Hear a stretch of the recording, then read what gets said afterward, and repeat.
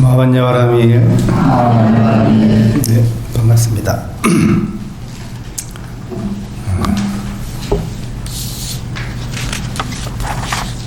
이제 선거도 끝나고 이제 남은 것은 이제 국민들의 치유받지 못했던 또는 혼란을 일으켰던 상처들을 다 아물게 하고 통합을 이루는 게 가장 중요하다고 생각합니다. 오늘 제가 여기 오면서 딱 들어오는데 이제 거의 건물들이 다 철거가 돼가지고 이제 눈에 그냥 여기서 그냥 올 때보다 도착해서 저 밖을 이제 내다보니까 뭔가 이렇게 시원하고 눈이 그냥 청량하게 느껴지는 그런 느낌을 받았습니다. 비유를 꼭 하자면 이런 생각이 들었어요. 잠시나마 앞에 물론 이제 각각의 그 건물들이 있어서 거기에 살아가는 사람도 있었을 것이고 그걸 토대로 해서 삶을 영위한 사람들이 많이 있겠죠. 밖에서 바라본 예를 들면 여기 금강정사에서 바라본 그 풍경은 어쨌든 각자의 다른 모양을 갖고 있는 많은 그 주택들이 앞에 있었는데 그것이 딱 철거되고 나니까 물론 저 앞에는 또 다른 건물들이 있긴 있지만 뭔가 이렇게 시원하고 뻥 뚫린 그런 느낌을 제가 받았듯이 오늘의 주제하고 좀 일맥상통하는 얘기지만 이렇게 비유할 수가 있겠어요. 우리가 살면서 너무나 익숙한 거예요. 그러니까 이 건물들이 지금 내 앞에 있잖아요. 이런 모습들을 계속 보아오다 보니 뭐 당연히 거기는 건물은 있을 것이고 늘 보아왔기 때문에 아마 무관심하게 그냥 스치듯 다 지나가면서 그 안에서 나름대로 판단을 하면서 이제 살았을 거란 말이죠. 근데 그 건물들이 지금 앞에서 싹 사라지고 멀리 풍경들이 그동안 그 건물에 가려서 안 보였던 것들이 훤히 드러나는 지금 이제 일상의 현상이죠. 우리가 갖고 있는 어떤 생각과 어떤 관념이라든지 자기만의 어떤 그런 사고방식들이 물론 각자의 어떤 정체성을 가지고 살아는 가지만 그게 삶에 크게 뭐 나를 불편하게 하지는 않을 거라고 생각해요. 그렇지만 가끔은 또는 때로는 굉장히 불편할 때도 있을 거예요. 그 생각 때문에.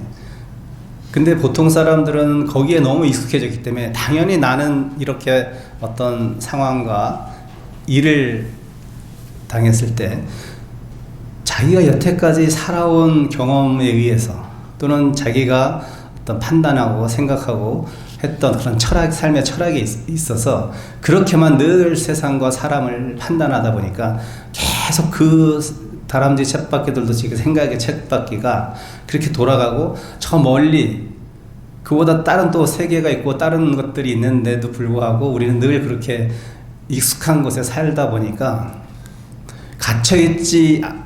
갇혀있고 살았는데 사실은 갇혀있지 않다고 착각하면서 이렇게 살고 있는 거예요. 사실은 불교적으로 비유해 보자면. 그래서 여러분들이 이제 하는 이 공부의 작업들이 뭐냐면 그 앞에 있는 저런 건물들을 사실은 부서지면 많은 사람들이 이주하고 삶의 터전을 바꿔가긴 하지만 쉬운 일은 아니잖아요. 그렇듯이 그 쉬운 일이 아닌 것을 막상 과감하게 한번 탁 해버리면 그러니까 내 생각을 내려놓고 내가 알고 있던 것을 다 놓아버렸을 때 보다 넓은 시야가 펼쳐진다는 거죠. 보다 넓은 생각, 폭넓은 이해가 나의 삶으로 다시 돌아올 수 있다는 거죠. 근데 우리는 갇힌 나머지 그 안에서만 늘 생각하고 판단하고 또 그것이 또 다른 생각을 낳고 계속 반복된단 말이죠. 그래서 내가 삶을 사는데 불편하지 않고 늘 행복하다면 그렇게 살아도 상관이 없는데 그렇게 살아서는 아마 많은 삶의 고비들이 나한테 펼쳐진다고 생각하죠. 그래서 불교적인 어떤 공부를 통해서 여러분들 그 생각의 관념, 내가 갖고 있는 기존의 생각들, 그것들을 하나하나씩 합리적으로 부숴나가는 거예요. 조금씩. 근데 부숴나가다 보면 어느 순간 나도 모르게 그 앞에 있던 생각의 장애들이 싹 무너지면서 보다 훤한 안목을 내가 갖게 된다는 거죠. 삶을 이해하고 사람을 이해하는 삶의 안목이, 생각의 안목이 다시 바뀐단 말이에요. 그럼으로써 내가 그동안 이해 못했던 것, 이해 못했던 상황, 이해 못했던 사람에 대한 또 다른 생각을 갖게 되면서 내가 그 전보다는 보다 편안한 마음 상태에 놓인다는 거죠.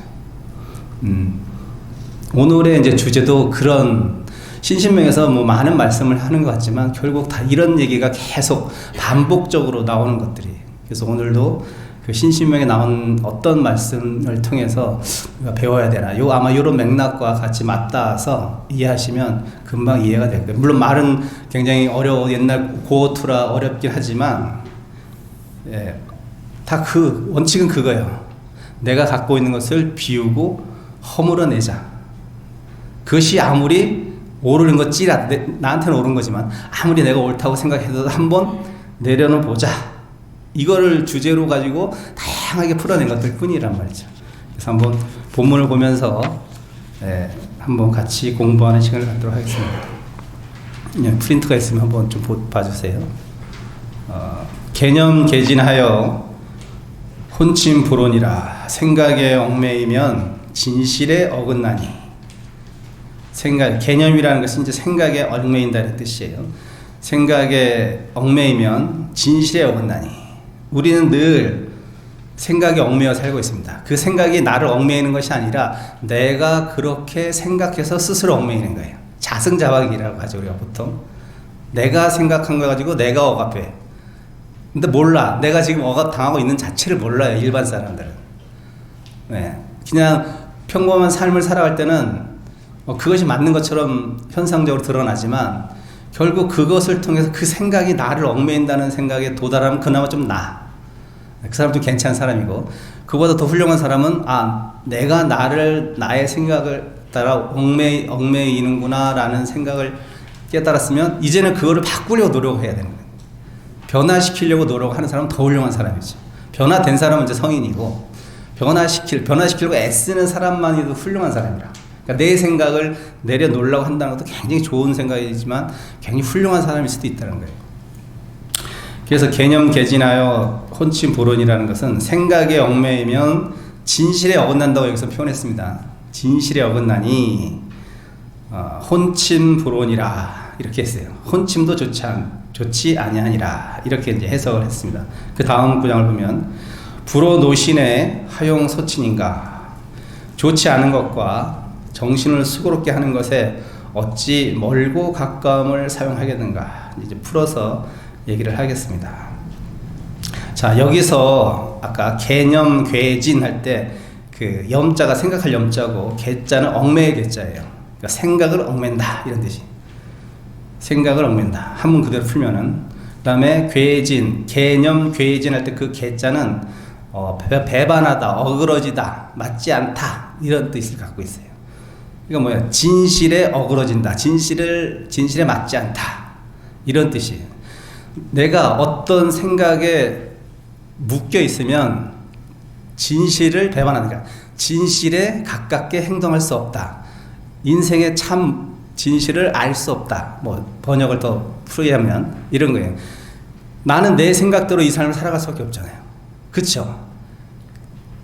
내가 내 생각대로 살 수밖에 없어요. 이 삶은 그렇게 살아가게 돼 있어. 다 모든 사람은 다 그래. 근데 문제는 뭐냐면 그 생각이 살다 보니 나를 괴롭히는 생각들이 많이 있고 또 남도 괴롭히는 생각이 많이 있고 또 그것으로 인해 내가 스스로 굉장히 불행할 수 있는 상황들이 많이 생긴다면 그 생각, 내가 갖고 있는 그 생각이라는 것이, 염이라는 것이 내가 나를 묶고 있구나라고 생각을 해야 돼. 첫 번째로.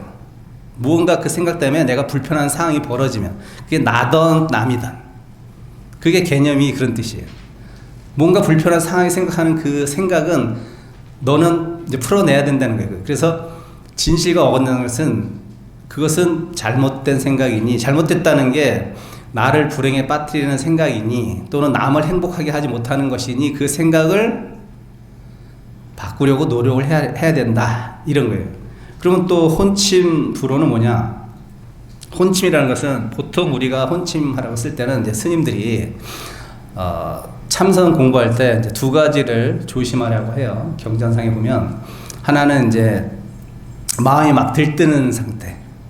네, 그걸 도고라고 해요. 도고. 전문 용어로 도고라는 표현을 쓰는데 마음이 막 들떠요. 예, 그럴 때가 있어요. 앉아보면은 가만히 앉는 게 쉬운 게 아니잖아요. 마음이 들뜨는 것은 몸뚱아리는 지금 내가 여기에 참선하고 화두를 들고 있지만 이 생각은 막 오만 사방 팔방을 다 뛰어다니는 거예요. 그래서 그 생각 때문에 이 몸뚱아리는 분명히 가만히 있는데도 불구하고 몸이 막 들뜨는 것 같은 내 생각을 스스로가 만들어내요. 그걸 도고라고 해요. 그 다음에 막 그건 들뜨는 상태가 아니면 좀 차분한 상태가 되겠죠. 차분한 상태가 되면 어떻게 돼요? 그 좋은 차분함으로 오는 것이 아니라 공부하다 보면 이제 장애인데 그것이 혼침, 졸음이 오는 거예요. 졸음. 그러니까 정신이 명료하지 못한 거예요. 그래서 이거는 내가 앉아서 화두를 들었다고 생각하는데 뭔가 편안한데 그 편안함이 화두를 들어서 선정에 들고 초선에 들고 어떤 깊이 있는 집중의 상태에 떨어지는 것이 아니라 그냥 그 편안한 상태에 머물고 그 편안한 상태로 인해서 육체가 편하니까 어떻게 돼요? 첫 번째로 온 현상이 졸립죠. 그래서 참선 공부할 때 가장 두 가지 경계하는 게 혼침과 도고라고 이제 선배 스님들이 많이 얘기합니다. 그 중에서 뭐 혼침, 도고도 물론 굉장히 장애가 되지만 혼침도 엄청난 장애죠. 근데 저도 해보면 그 혼침의 상태가 굉장히 릴렉스하거든요. 네. 그 상태에 빠지면 그 편안함이 있어요. 편안함. 그 참선의 편안함이라는 게 집중해서 편안함도 있고 그 뭔가 이렇게 릴렉스된 상태에서 오는 그 나른한 봄날의 나른한 어떤 그런 느낌이 있어요. 그럼 거기에 빠져버리면 맨날 앉아서 좋은 거예요.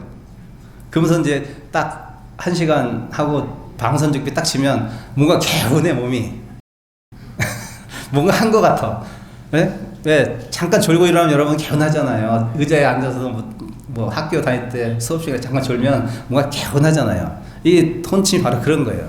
근데 그 혼침은 사실은 굉장히 명료한 어떤 판단할 수 있는 상태는 아니란 말이에요. 그냥 육체가 릴렉스해진 것 뿐이에요. 물론 이제 그것도 굉장히 중요합니다. 중요하지만 사실 그걸 공부라는 것은 그 육신의 릴렉스함을 뛰어넘어야 되는 거기 때문에 집중 상태로 들어가야 되니까 그것도 굉장히 방해로운 거예요. 근데 거기 한번 빠져버리면 선방에 이제 그런 식으로 빠져서 이제 선방을 다니는 스님은 우리는 뭐라고 하냐면 이렇게 얘기하죠. 직업수자다. 직업수자다. 이렇게 얘기해요. 그 상태가 너무 편하니까 뭐 남들은 앉아있는 게 너무나 다리 아프고 허리 아프고 힘들어 죽겠는데 그 스님은 그냥 앉아있는 상태가 너무 편안한 거야. 제가 해보니까 저도 한 3년 만에 그 상태가 오더라고. 처음에 앉아있는 게 너무 힘들어가지고 막 몸을 비비 꼴 정도로 힘들었고 이제 3년이 어느 정도 딱 지나니까 그 다음부터는 뭔가 몸이 편안하면서 다리도 저리지도 않고 앉아있으면 뭐가 이제 그걸 또 경안이라는 표현도 쓰는데 가벼운 상태가 돼요. 몸 자체가. 생각이 가벼워야 되는데 생각은 안 가볍고 몸만 가벼워지는 거야. 네. 그리고 이 생각은 막 저기 사방팔방을 뛰어다니고 네. 그런 상태가 되는 것을 가장 경계하는데 여기서 생각하는 그 혼침이라는 것은 개념은 내가 어떤 생각을 확실히 이건 맞아 라고 생각하는 게 개념이에요. 이제 자기 나름대로 맞는 거지 사실은. 내가 맞아라고 꽉 그 생각을 붙들고 있는 거예요. 그건 개념이고 또 어떤 사람들은 흐리멍텅한 사람들 있잖아요. 이래도 좋고 굉장히 좋은 말 같지만 사실 어떤 자기 주관이 있어서 그 다른 사람을 이렇게 봐주고 생각을 너그럽게 이해하는 것보다는 그냥 아무 생각이 없는 상태가 된 거야. 편안하게 아무 생각이 없어가지고 그냥 A다, B다라고 정확히 구별할 수 없는 상태. 내가 구별하려고도 하지도 않고 그런 어떤 내가 거기에 대한 옳고 그름이라든지 올바른 판단을 내리지 못한 그런 상태로 여기서는 혼침이라고 얘기를 하는 거예요. 그런 것도 안 좋더라고요. 어떤 생각에 꽉 붙들린 것도 사실 안 좋고 또 어떤 생각에 너무 느슨해가지고 이 생각도 없고 저 생각도 없고 아무 생각이 없는 우리가 부정적으로 얘기했을 때 공부에서의 아무 생각이 아니라 그냥 부정적으로 얘기했을 때 아무 생각이 없는 사람 이런 사람을 혼침이라고 혼침된 상태의 어떤 의견을 갖고 삶을 살아가고 있는 사람이다 라고 얘기하는 거예요. 그래서 풀어보면 이 여기서 개념이란 어떤 특정한 대상이나 상황을 접할 때 생각으로 먼저 떠올린 것에 일정하게 집착하는 상태를 개념이라고 해요. 긍정적으로 말하면 우리가 그것을 뭐 견해다라고 하고 또 부드럽게 얘기하면 뭐 의견이다, 나의 의견, 나의 견해 이렇게 얘기합니다. 근데 타인에게 나의 생각을 얘기는 할 수 있죠. 의견을 개진할 수 있습니다. 하지만 그 생각이나 의견이 타인의 생각이나 의견을 전혀 반영하지 않거나 고려하지 않는 일방적인 것이라면 그 생각은 편협된 견해이고 치우친 견해라고 합니다. 우리가 보통. 예. 그래서 개념은 편협되고 치우친 견해, 나만의 세계에 빠져있는 사람의 상태, 이게 우리가 나이 먹을수록 굉장히 이 상태에 많이 빠집니다. 왜? 내가 이렇게 세상을 경험해 보니까 이렇게 생각하는 게 맞아. 그렇게 살아왔더니 그 생각이 내가 좀 어떤 상황들을 판단하고 해결할 때 많은 도움이 됐어라고 어떤 그게 굳어지면 그게 나의 생각으로 완전히 고착이 돼버려요. 그래서 내 자식이든 어떤 손아래 사람이든 누군가 의견을 개진했을 때 당신이 그럴 수밖에 없겠죠. 당신이 살아온 어떤 방식대로 또는 생각대로 조언해 줄 수밖에 없죠. 조언은 참 좋은 말인데 조언에 끝나야 되는데 잔소리 하는 거죠. 이게 맞아 라고 강권하듯이 생각을 주입시키려고 하고 절대 타협하지 않으려고 하고, 예, 공부할 때도 사실 굉장히 굉장히 유연해야 되는데, 왜냐하면 부처님도 마찬가지라. 부처님도 2600년 전에 수행 방법을 그 당시 유행하는 것을 다 해봤잖아요. 그분의 삶을 보면 알아요. 고행주의도 해보고 선정주의라고 하죠. 선정주의도 해보고 둘 다 진짜 극도의 최고의 경지까지 다 올라가 보신 분이에요.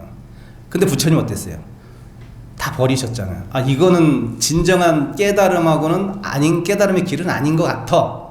이거 버리기 쉽지 않아요. 내가 어떤 한 종파의 교주까지 올라갈 수 있는 어떤 정신 상태가 되어 있는 상태인데 굉장히 자기 자신이 솔직한 분이죠, 부처님은. 속여도 일반 사람도 몰라, 내 상태의 높이를. 그럼 내가 말하면, 내가 확신 갖고 얘기하면 저 사람들은 다 따라옵니다. 예, 사이비 종교가 그렇듯이 내가 확신하면 따라와요. 근데 당신은 보니까 이게 어느 정도까지는 맞는 것 같은데 그 이상이 내가 원하는 상태는 아닌 것 같아요. 그러니까 부처님은 과감히 그것이 아무리 옳은 방법, 현재 유행하는 문화가, 코드가 그렇고 사람들의 지금 현재 머물고 있는 사람들의 상태, 생각이 다 그렇다고 그래서 거기에 동의는 하지만 내가 체험하지 않은 것에서 동의 안 하시는 거예요. 예, 동의는 해서 그 방법을 따라갔죠. 예, 맞다고 해서 따라갔어요.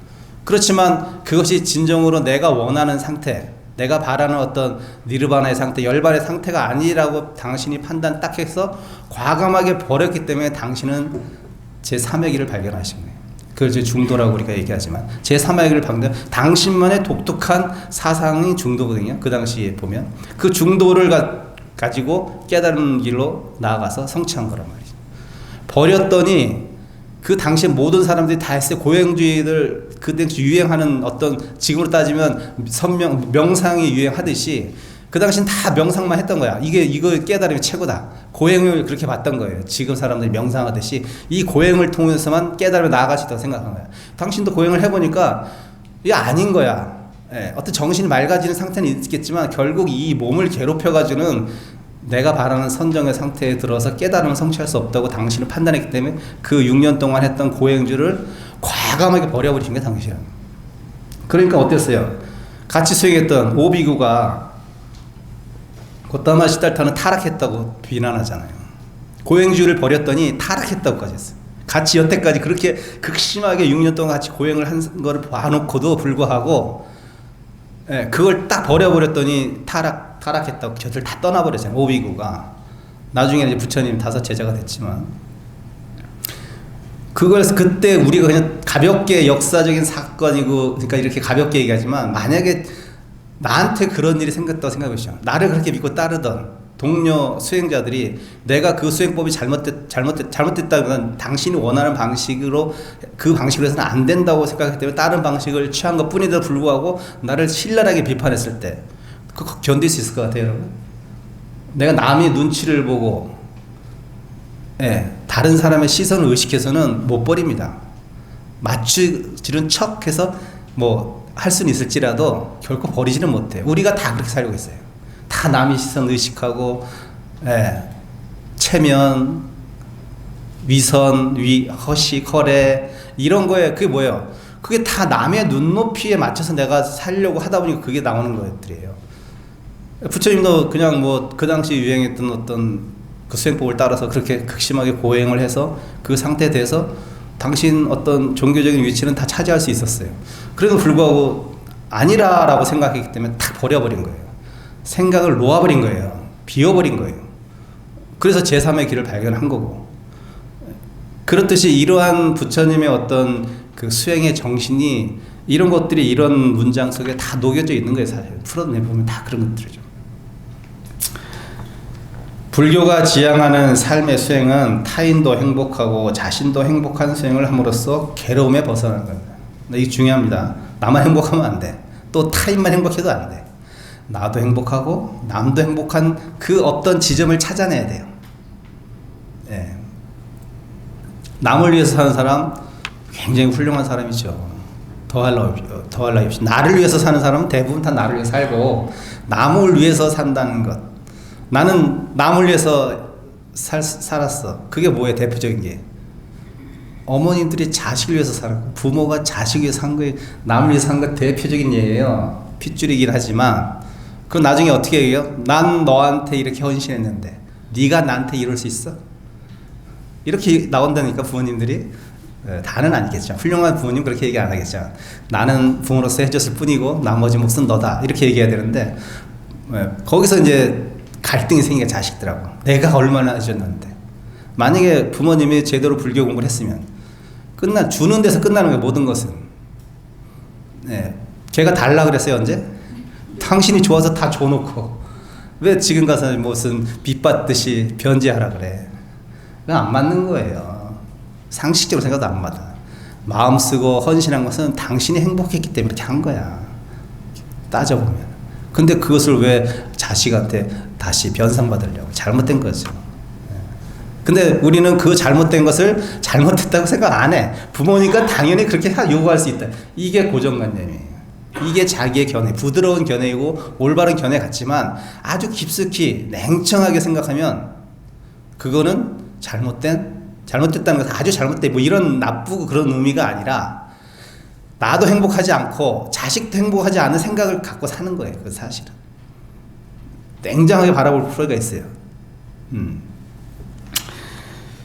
자신의 의견이나 생각이 아무리 옳은 판단이고 의견일지라도 그 의견이나 생각으로 인해 많은 사람들이 불편해하고 불행해진다면 그 의견이 아무리 옳은 의견이나 판단일지라도 접을 수 있어야 합니다. 제가 이 얘기를 자주 하는데 강원에서 초바심 때 불살생. 그리고 어떻게 해요? 모기도 못 죽이고 파리도 못 죽이고. 근데 뭐 못 죽이는 건 아니죠. 사실은 뭐 하다 보면 파리도 잡고 모기도 잡지요. 근데 초바심 때는 불살생. 거기에 탁 머리에 이제 박힌 거야. 그래서 어떻게 해요? 도반이 혹시 모기나 파리를 잡으면 난리 납니다.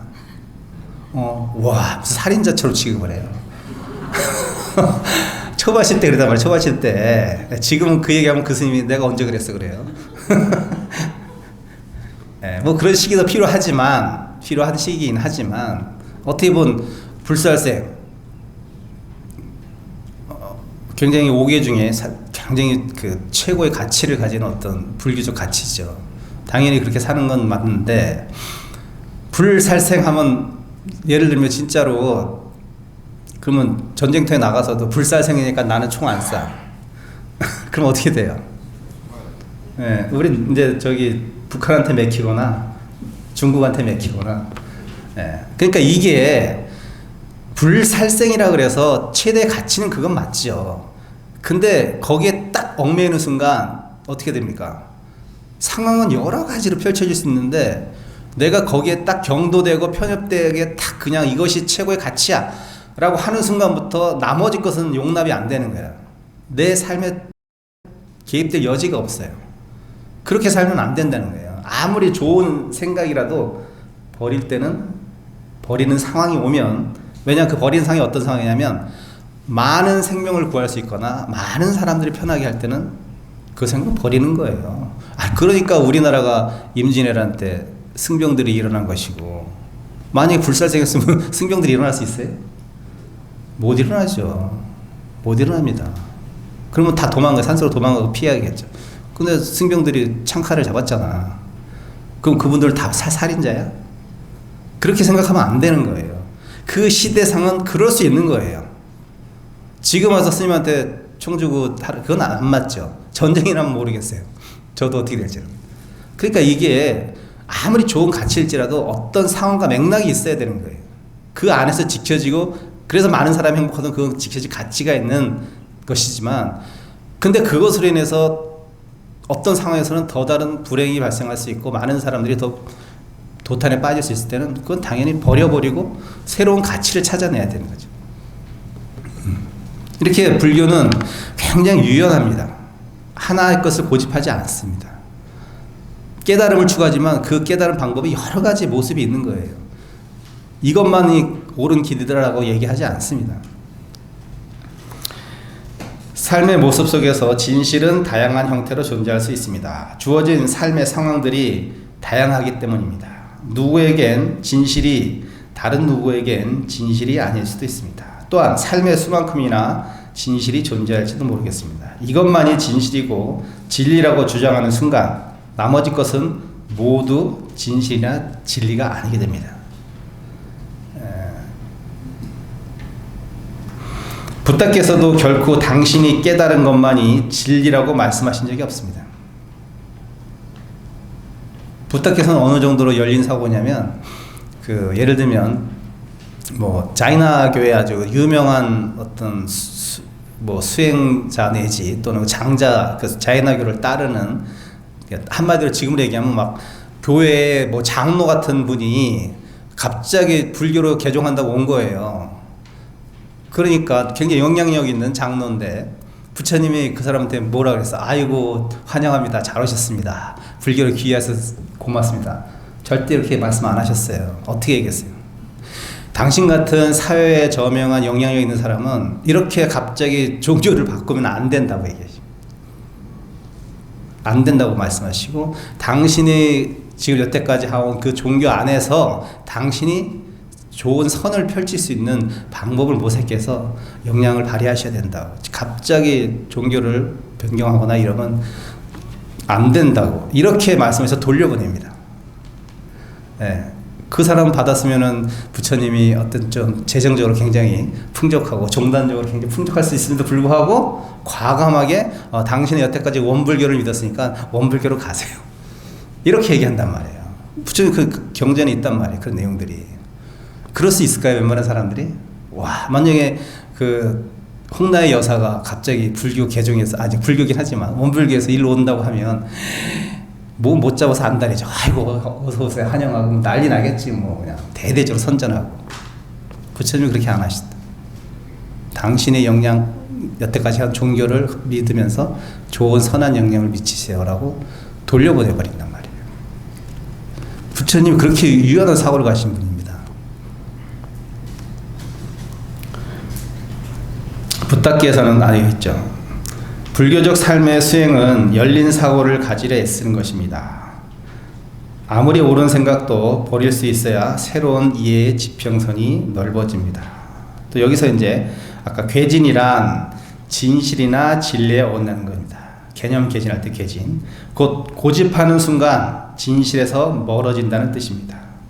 반대로 사고의 유연함은 진실에 가깝게 다가가는 것입니다.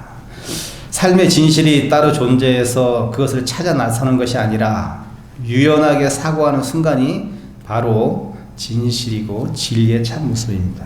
진리와 진실은 성스러운 저 먼 산의 정상에 존재하는 것이 아니라 한 발 한 발 다가가는 그 발걸음 속에 이미 내재되어 있는 것입니다. 하지만 자신만의 주관마저 저버리라는 것은 아닙니다. 삶과 사람을 이해하는 자신만의 주관은 같되 타인에게 나의 주관을 주입하려 하거나 강요하지 않으면 됩니다. 혼침이란, 아까 제가 얘기했지만 혼침이란 주관도 없이 이리저리 휘둘려서 자신의 본질도 잊어버리는 상황을 이르는 말입니다. 이런 상태는 주관이 너무 강한 사람보다 더 위험합니다.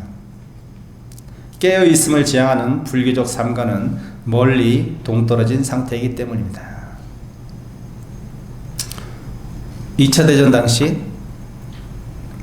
전범들을 처벌하는 재판이 열렸을 때 그 사람 이름은 잘 모르겠지만 그 수용소에서 가스로 유태인을 많이 죽인 사람 있어요. 그 사람들인데 그 국제재판 전범 재판에서 당신은 왜 그 많은 사람들을 그렇게 가스실로 보내서 유태인을 죽였습니까? 수십만 명을. 뭐라고 그 사람이 대답했어요. 저는 시키는 대로 했어요. 저는 위에서 시키는 대로 했어요. 제가 했어요. 전 공무원이에요. 이게 뭐예요? 혼침입니다. 아니 누가 객관적으로 봐도 그거는 잘못된 일이잖아요. 사람을 생명을 뺀다는 것은. 근데 나는 시키는 대로 했어요. 아무 자기 주관이 없는 거야. 이러면 수많은 사람들이 피해를 받잖아요. 이 사람의 그 혼침된 상태, 판단의 상태가 없기 때문에 이게 사람을 생명을 뺏는 것이 진짜 좋은 일, 그런 일 판단도 안 하고 그냥 시켰으니까 그냥 죽였다? 이거 상식이 납득이 안 되냐, 여러분. 이게 혼침된 상태, 이런 사람 혼침된 상태에서 그렇게 일을 벌어지는 거예요. 아니, 많은 사람의 생명을 빼앗는 일이라면 우리가 상식적인 어떤 생각을 갖고 있는 사람이라면 당연히 그것을 회피하거나 뭐 자기가 그 상황을 벗어나거나 뭔가 애를 써야지. 근데 나는 공무원이니까 위에서 시키는 대로 했어요. 그게 나는 정당해요. 난 죄가 없어요. 이렇게 얘기해요. 여러분 동의하십니까? 동의 못하죠? 이게 혼침입니다. 판단할 때는 판단을 탁 세워서 해야죠. 그럴 때는.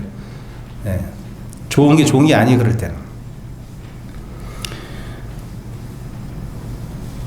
불호, 여기서 아까 불호는 혼침이고 그 다음에 불호 노신의 하용 소친인가 그걸 해석하는 겁니다. 여기서 불호는 혼침을 얘기하고 그 다음에 노신은 개념을 얘기합니다. 혼침과 개념 모두가 마음 공부하는데 어느 것도 다 도움이 되지 않는 것입니다. 흐리멍텅한 것, 그리고 또 너무 자기 주장이 강한 것, 이 두 가지 모두가 마음 공부에는 하등 도움이 되지 못하는 자기 당착적인 상태를 말합니다. 그래서 공부할 때 부처님이 그렇게 중도를 강조하셨던 이유 중에 하나가 이거예요. 치우치지 마라. 견해의 치우침도 있고 생각의 치우침, 여러 가지 치우침이 있지만 어느 쪽에도 치우친다는 건 뭐냐면 내가 거기에 물들어 버리는 상태를 얘기해요. 그러니까 나는 어떨 때는 바닷속에 들어가면 파란색으로 물들 수 있는 사람이 돼야 되고 숲속에 들어가면 녹색으로 물들 수 있는 사람이 돼야 되는 거야. 나는 늘 바다가 좋아라고 해서 바다의 색깔만 고집하는 사람은 아마 산에서의 그 녹색의 상태인 사람을 별로 만약에 호불호로 따진다면 난 여기가 더 좋아. 아니 바다도 좋아하는 사람도 있고 산도 좋아하는 사람이 있고 파란색도 좋아하는 사람이 있고 녹색도 좋아하는 사람이 있지. 내가 좋아하고 내가 선호한다 해서 그것이 마치 이 삶을 살아가는 진리인 생각인 양 착각하면서 산다는 거야. 대부분 사람들이. 그것이 문화면 문화, 기호면 기호, 음식이면 음식. 여기에 다 길들여져요. 적응하는 것과 길들여진 건 다른 얘기입니다. 적응하는 것은 거기에 내가 살아남기 위해서 거기에 맞춰 살아가는 거고요. 길들여지는 것은 아무 생각 없이 그냥 그 상황에 내가 매몰돼서 물들어가는 거예요. 우리는 적응해 가야 됩니다. 절대로 길들여지면 안 돼요. 적응을 하면서 살 수 있는 사람이 현명하고 깨어있는 사람이고 길들여진 사람은 아까처럼 얘기했지만 흐리멍텅한 상태로 있으면 길들여져요. 그래서 여러분이 투표를 안 하면 길들여지는 거예요. 네. 에이, 뭐 내가 뭐 한 표 행사 안 한다 그래서 뭐 대단하겠어. 이렇게 생각하면 안 돼. 그러면 여러분은 이제 그 투표를 안 하는 순간 그런 얘기 하잖아요. 우매한 자의 지배를 받게 되는 거죠. 진실하지 못한 자의 지배를 받게 되면서 내 삶이 또는 내 이웃의 삶이 내 자식의 삶이 파탄지경이 이르는 거죠. 투표권을 행사하는 겁니다. 그래서 행사하는 것은 내가 깨어있고 물들지 않으려고 이렇게 하는 거예요. 그것이 우리가 할 수 있는 가장 최선의 방편이에요. 우리가 표현할 수 있는 정치적인 행위죠. 정치를 하라는 것이 아니라 정치적인 행위를 하는 거죠. 일승에서 여기 밑에 또 있죠. 욕승 일승일진된 무략 육진하라. 일승을 성취하고자 할진된 육진을 싫어하지 말지라. 자, 이걸 풀이하면 일승은 그럼 뭐냐? 하나의 뭐 예를 들면 깨달아 들어가는 길입니다. 일승. 우리가 뭐 삼승, 사과 해탈승 이런 말 많이 쓰잖아요. 불교에서는 수많은 그 강들이 비유를 법을 이렇게 씁니다. 수많은 강들이 있어요. 자, 강들은 나름대로의 색깔과 어떤 목적과 방향을 가지고 뭐 이렇게 흘러가죠. 낮은 곳 흘러갑니다. 결국은 그 다양한 강들이 모이는 곳은 어디예요? 바다잖아요. 바다. 바다는 무슨 맛이에요? 짠맛으로 통일돼요. 일미로 통일돼요. 그러면 이 각각의 강은 뭘 상징하느냐면 우리들의 개인적인 깨달음을 향한 노력이에요. 근데 그 깨달음을 향한 노력이 여러 가지 모습이 있을 수 있어요. 그쵸? 불교적인 어떤 그 수행 방법을 따지면 뭐 염불을 해서 들어갈 수도 있고 주력을 해서 들어갈 수도 있고 뭐 절을 해서 들어갈 수도 있고 참선을 해서 들어갈 수도 있고 뭐 많은 다양한 방법들이 있잖아요.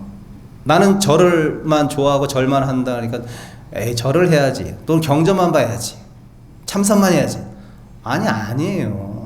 강처럼 다양한 수행법이 있는 거예요. 근데 결국은 그것이 다 어디에 모여요? 일미로 모이는 거예요. 바다로 모여서 한 맛을 이루는 거예요. 그 깨달음이에요. 깨달음. 근데 보통 사람들은 자기가 갖고 있는 그 깨달음으로 향하는 길 또는 행복에 이르는 길을 마치 내가 경험한 것에 바탕을 두어서 하나인 것처럼 그것이 옳은 것처럼 착각한다는 거예요. 행복을 느끼는 상황은요 사람마다 달라요. 나는 사람과 얘기해서 행복한 사람이 있고요. 나는 혼자 있을 때 행복한 사람이 있어요. 근데 자기가 여러 사람하고 있을 때 행복하다 그래서 내 자녀나 내 핏줄 애들은 아니 걔는 혼자 있는 걸 좋아하는데 자꾸 밖으로 내몰아. 친구를 사귀어야지. 어떻게 보면 맞는 얘기인 것 같지만 걔한테는 안 맞는 얘기예요. 걔는 걔가 좋아하는 삶의 방식이 있는 거고 나는 내가 좋아하는 삶의 방식이 있기 때문에 너는 너의 삶의 방식을 올바르게 찾아가고 나는 나의 삶의 행복을 올바르게 내가 찾아가면 되는 거예요. 근데 내가 이렇게 하니까 행복하다고 쟤도 이 길에 동참해야 돼요. 저 사람도 동참해야 돼요. 아니에요. 그런 생각 하지 마세요. 여러 가지 강이 있고 그 강은 결국은 행복으로 향하는데 깨달음으로 향하는데 그 결국은 깨달으는 그 길은 너무나 다양하게 있다는 거예요. 그래서 꾸준히 일정하게 놓지 않고 해가면 되는 거예요. 예. 그래서 결국 바다에 모이면 되는 거죠. 그 일미가 그 얘기를 하는 거예요. 욕승, 일승 할 때 그 일승이 그런 의미입니다. 그렇지, 다 깨닫고 행복하고 싶잖아요. 자, 근데 우리가 여기서 이제 육진을 싫어하지 말라 할 때 그럼 육진은 뭐냐? 아니, 비, 설신, 의예요. 그러니까 거기다 근자만 붙이면 돼. 안근, 이근, 비근, 설근, 네, 의근, 아니, 비, 설신, 신근, 의근 해서 6가지가 돼요. 그게 육근입니다. 이 육근이 뭐예요? 눈, 코, 귀, 뭐 피부의 감각, 몸으로 느끼는 어떤 좋고 나쁨의 느낌이죠. 우리가 깨달음을 이루는 길은 눈을 통해서 깨달음에 이를 수 있고요. 귀를 통해서 깨달음에 이를 수 있어요. 또는 느낌에 의해서 갈 수 있고 여러 가지 방법이 있어요. 자, 근데 우리는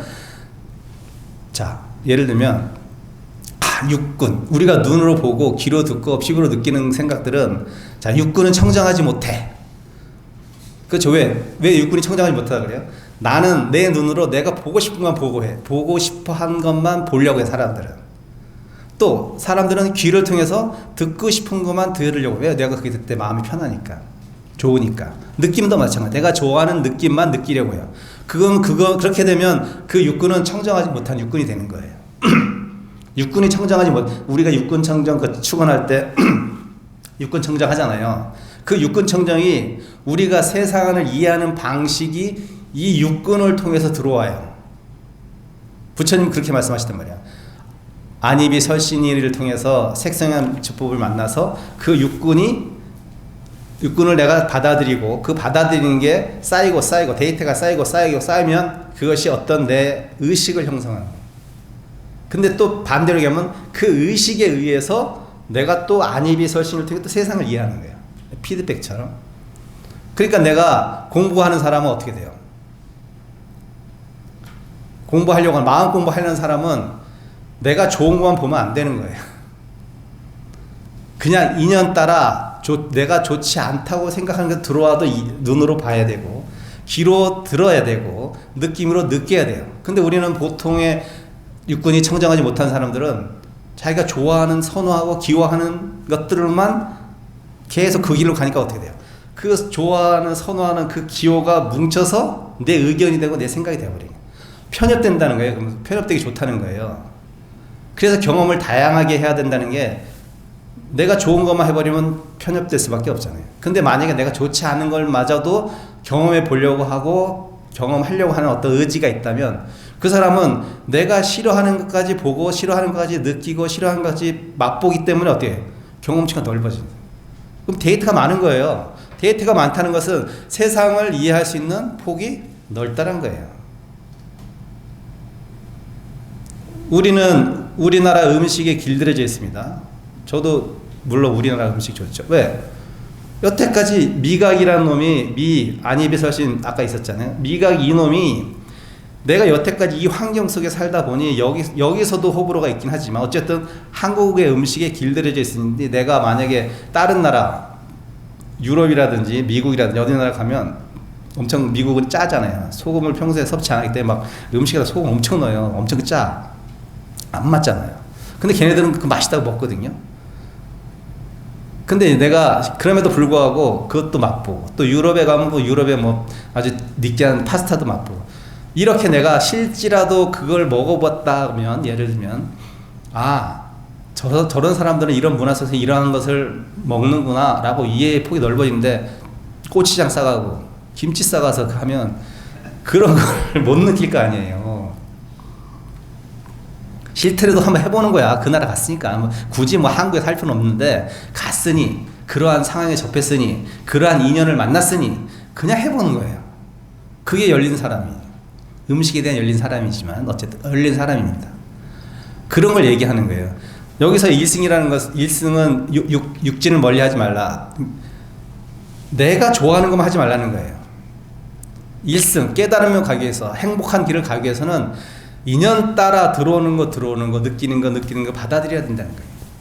그래야지 너 자신이 행복할 수 있는 일미의 맛을 맛볼 수 있다는 거예요.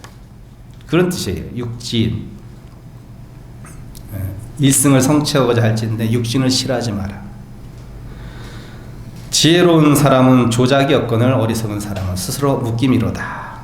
자, 일승사상은 법화경에 회, 삼기, 일사승이 유리할 수 있습니다. 삼승은 성문승, 영각승, 보살승을 얘기합니다.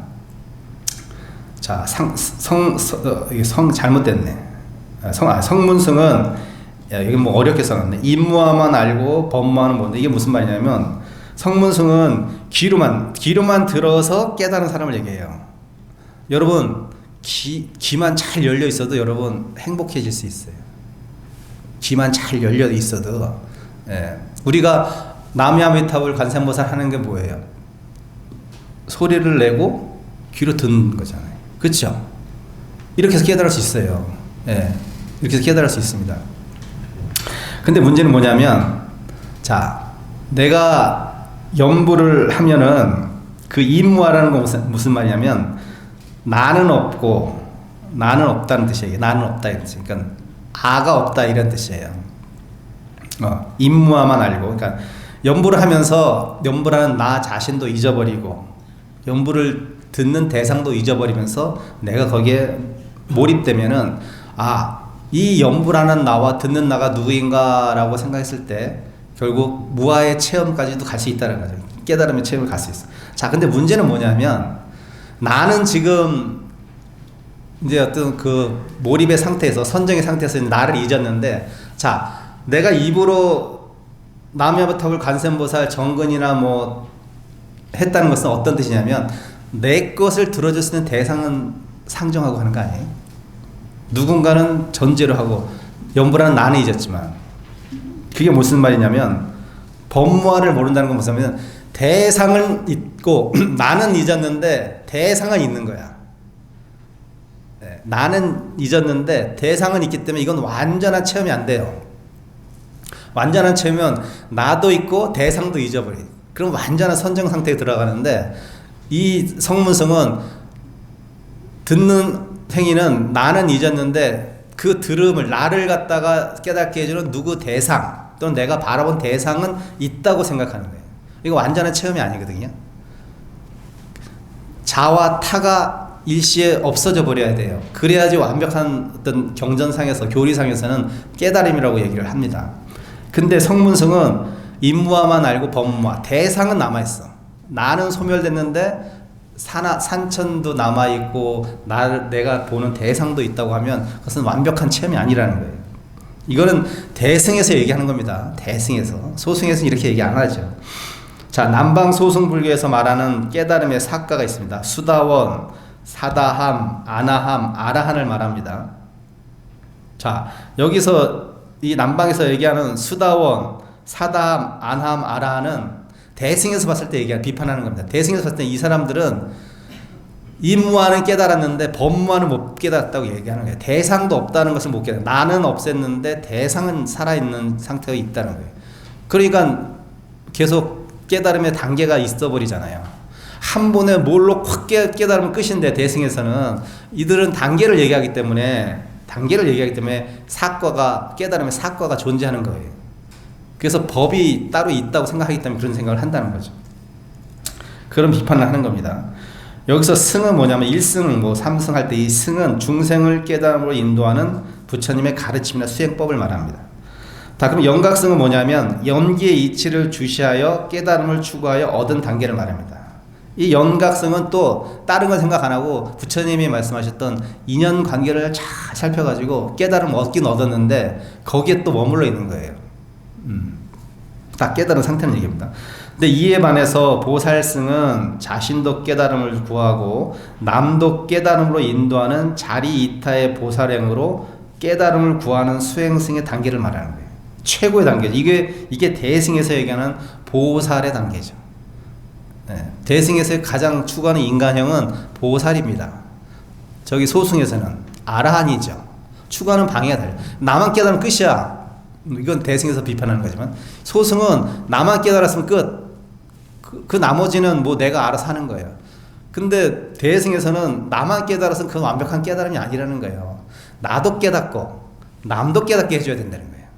그게 보살이에요. 여러분한테 스님들이 보살님 하는 것은 엄청난 존칭입니다. 예. 당신도 깨닫고요. 그 주위에 있는 사람도 깨닫게 해주세요. 이런 뜻이에요. 그래서 보살을 붙이는 거예요. 보살 사상은 남방에는 없어요. 저기 태국, 미얀마 이런 데는 없단 말이에요. 보살 사상은.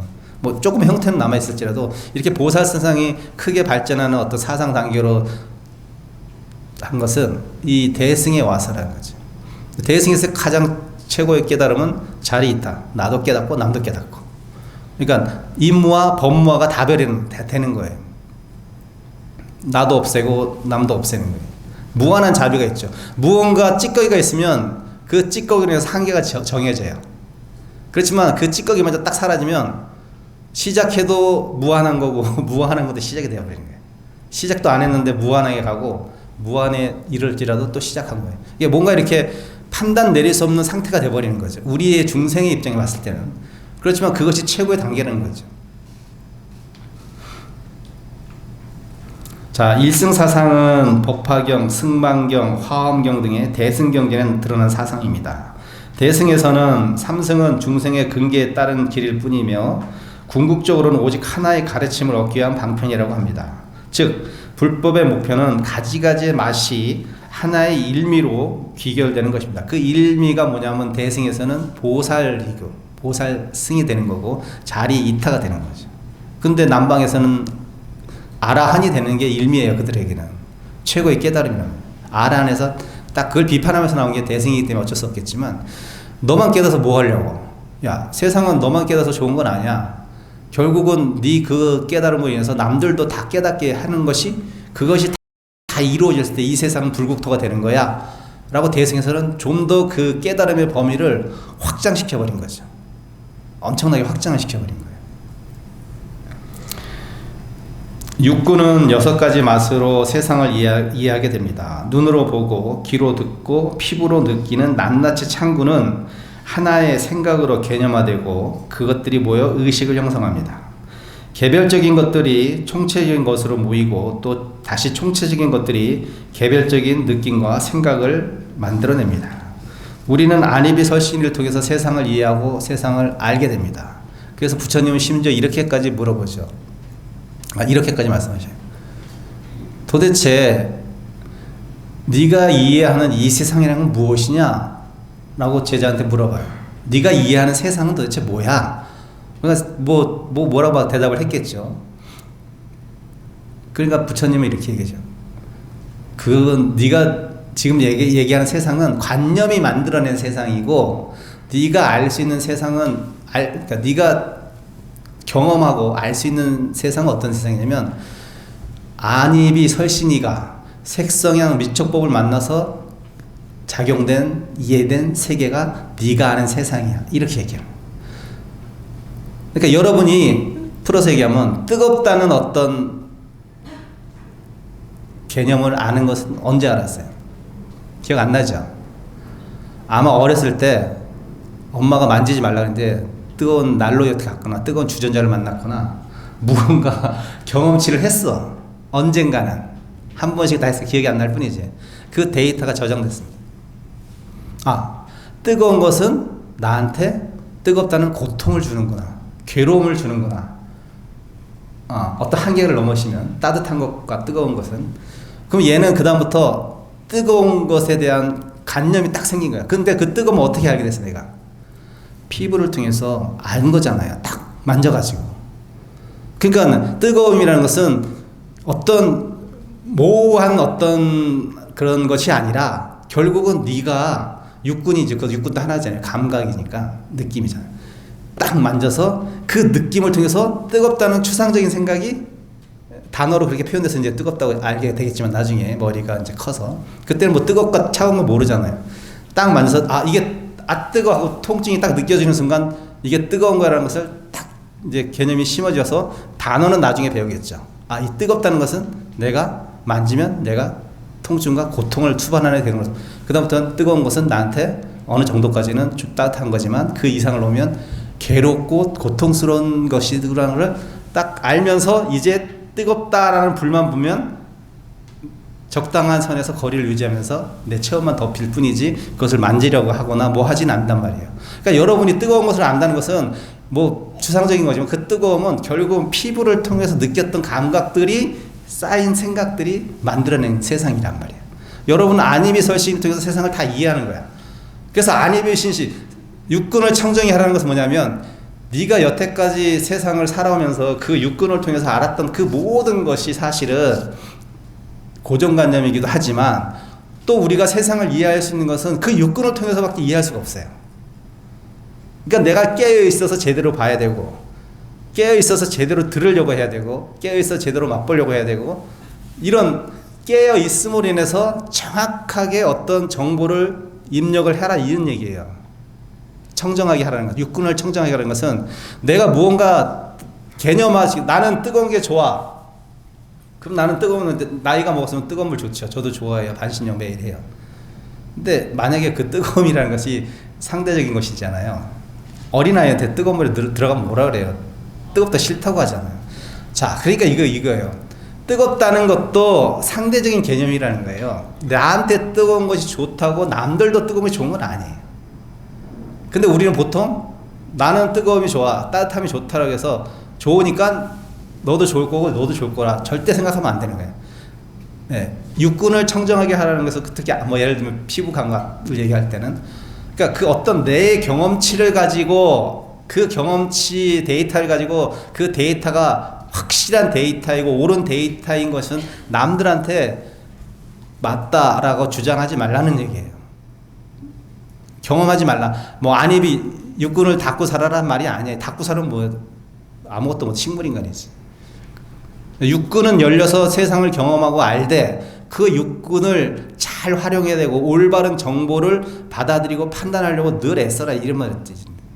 육군 가지고 우리가 살아왔을 것도 육군을 통해서 우리는 깨닫기도 하고 육군을 통해서 깨닫지 못한 사람이 되고 우매한 사람이 되고 중생. 그러니까 한번 육군을 잘 쓰면 부처고 육군을 제대로 못 쓰면 중생으로 살아가는 거죠. 그럼 육군을 잘 쓴다는 것은 좀 전에 스님이 얘기했듯이 열려 있어야 된다. 육군을 잘 활용하려면 열려 있는 사고를 하면 그 열려 있는 사고를 통해서 육군에 대해서 좋은 경험치를 뽑아내고 올바른 정보를 입력하게 돼서 내가 보다 도덕적인 삶을 살 수 있고 보다 나도 행복하고 남도 행복해지는 삶을 살아갈 확률이 높다. 그 얘기하는 거죠. 무의의 여기도 이제 무의가 있는데 무의의 삶은 중생의 삶을 버리고 보살의 삶으로 전환할 때 가능해집니다. 생각을 비우고 버리고 내려놓을 때 비로소 성취될 수 있습니다. 무의의 삶, 무의의 반대말은 뭐예요? 유의잖아요. 유의. 유의는 있을 유자를 쓰거든요. 그러니까 유의는 조작이라고, 뭐 조작은 아니다. 어쨌든 조작된 삶을 유의의 삶이라고 하고 조작이 없는 삶을 무의라고 해요. 자, 그러면 조작이 있다는 것은 무슨 뜻이냐면 여러분이 비유하자면 여러분이 갖고 있는 생각을 가지고 고정된 생각을 가지고 눈으로 보고 눈으로 그것을 그 고정된 생각으로서 판단하고 그 고정된 생각으로서 귀로 듣고 그렇게 판단하고 느낌도 그렇고 이것이 유의입니다. 무의는 판단 없이 열려있는 거예요. 판단 없이 보고 판단 없이 듣고 판단 없이 느끼는 거예요. 판단을 개입시키지 않는 거예요. 선입관을 개입시키지 않는 거예요. 내가 갖고 있던 여태까지의 어떤 삶의 방식을 고집하지 않는 겁니다. 그게 무의의 삶이에요. 그러니까 무의의 삶은 옳고 그름을 떠나게 되죠. 당연히. 예. 근데 유의의 삶은 옳고 그름이 늘 항상 잣대가 있어요. 잣대를 눈에도 들이대고 귀에도 드러내고 아 그런 소리는 안 좋은 거야. 이런 모습은 안 좋아. 좋고 안 좋고는 자기의 잣대일 뿐이에요. 근데 무의의 삶을 사는 사람은 열려있기 때문에 이런 삶도 가능하고 저런 느낌도 가능하고 다 가능해요. 다 오픈 마인드죠. 열려있어요. 그러니까 제가 읽었던 그 소설인가? 그 뭐지? 제목이 독일에서 온 성자인가? 뭐 그런 아주 옛날 책이었는데 그분은 송광세 한번 왔다 간 독일 사람인데 송광세 제가자죠. 불교도 잘 몰라요 그 사람. 뭐 독서는 엄청나게 했다 그러는데 그 책이 한때 유행했었는데 제가 치문반 때 그래서 송광세 하루 이틀인가 묵었다가 3일인가 묵었다가 가셨는데 그분은 그 새벽 그때 몇 월 달이었죠? 거의 겨울 한 1월 달쯤 됐는데 따뜻한 방을 줬는데 방에서 안 자요. 그 송광사 그 텐마루에 나와서 자. 그 영하 몇 도인데 떨어져 있는데 그게 가능하지 않잖아요. 우리의 경험상으로는 가능하지 않는 어떤 지친 태도잖아요. 아유 저 따뜻하게 들어가서 주무시라고 안 들어가. 나 더 더워서 못 자겠대. 왜? 그분은 거지성자다. 거지성. 밖에서만 늘 생활해가지고 추위에 너무나 익숙해 몸이 변해버린 거야. 그러니까 더우면 못 자. 열이 나가 뻗쳐가지고 그 한겨울에도 맨발로 다니고 거기서 텐마루에서 주무신단 말이야. 근데 우리가 만약에 잠은 따뜻한 데서 안락한 데서 온화한 곳에서 자야 된다. 그거 맞는 얘기잖아요. 우리 일반적인 상식에 비춰봐서. 그 사람한테 계속 그렇게 강론했으면 그 사람은 쪄 죽었을 거야. 그러니까 굉장히 우리가 아주 지금 너무나 온당하고 당연하고 보편 타당하다고 생각하는 그 관념마저도 누구한테는 아닌 거예요. 누구한테 강요할 게 이 세상에 아무것도 없어. 그냥 보는 거야. 지켜볼 뿐이야 그냥. 그래서 자꾸 그래서 옛날 스님들이 어떤 스님들이 뿐 그런 얘기 하죠. 이럴 뿐 저럴 뿐이라고 얘기하잖아. 그냥 지켜볼 뿐이야. 어떻게 무언가 개입시킬 수가 없어요. 내 생각이나 어떤 의도를 하려고도 하지 않아야 되고.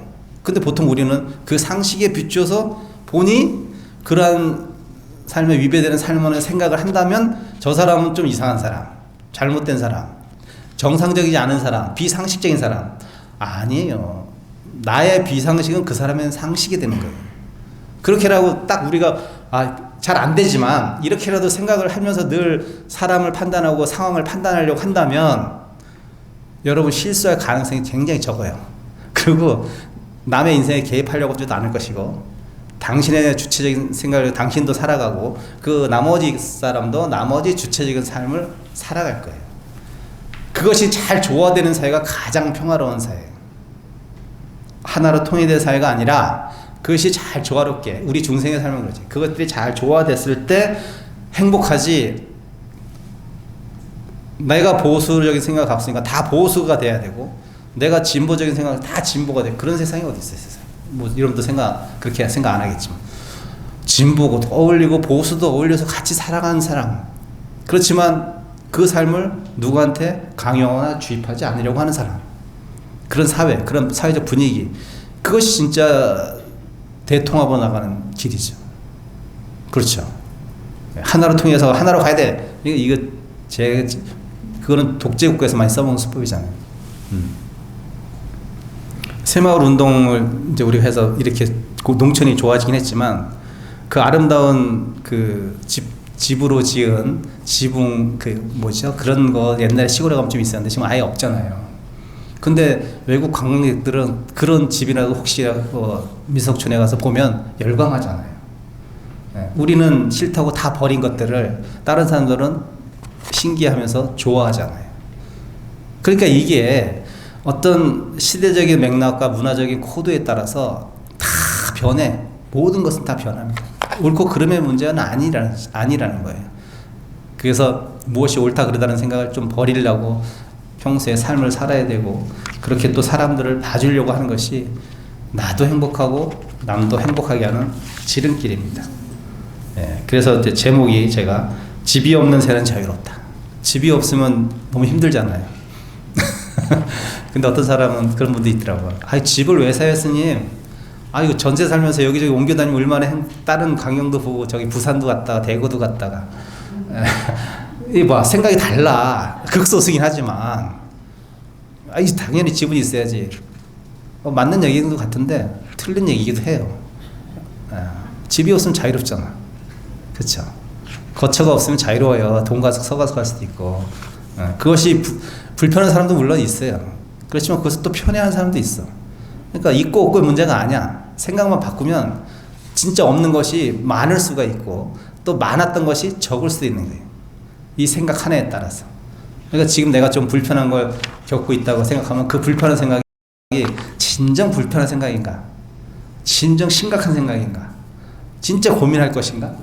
한번 생각해 보는 것이 아마 좀 당신의 행복도 위해서 좋지 않을까? 스님 그렇게 생각합니다. 마치겠습니다.